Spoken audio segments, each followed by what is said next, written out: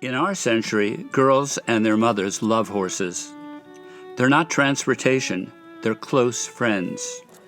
In 19th century London, no one romanticized the city's 10,000 horses. They were taxis, and they were treated like machines. Anna Sewell saw horses being mistreated. She wrote Black Beauty, she said, to induce kindness, sympathy, and an understanding of the treatment of horses. She was so ill, she had to dictate most of the book from her sickbed. When Black Beauty was published in 1877, it was an instant bestseller. In the next 125 years, 50 million copies of it were sold. It's said to be the sixth biggest seller in English. For today's kids and their parents who read it to them, Sewell's language is stiff and the book is too long, so we abridged it, and Paige Peterson created colorful illustrations. The plot hasn't changed. A horse tells us the story of his life. It begins with great happiness. The first place I remember, he tells us, was a large meadow with a pond of clear water. There were apple trees and hedges and fields, and my mother was there. It was so pleasant. Then came the saddle, the bridle, the bit.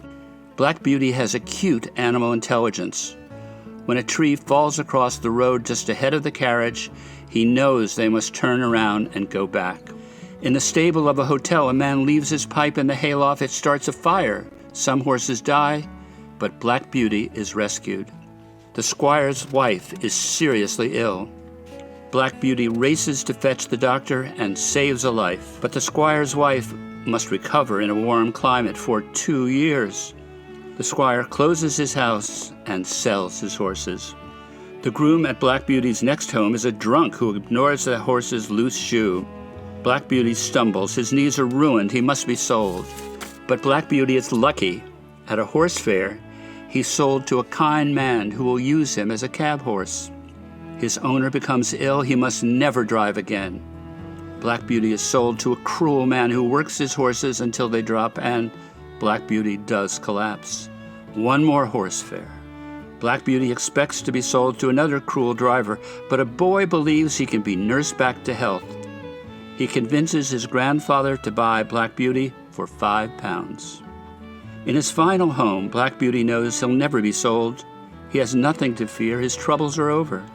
Sometimes, before he's quite awake, he imagines he's back in his first home, standing with friends under the apple trees.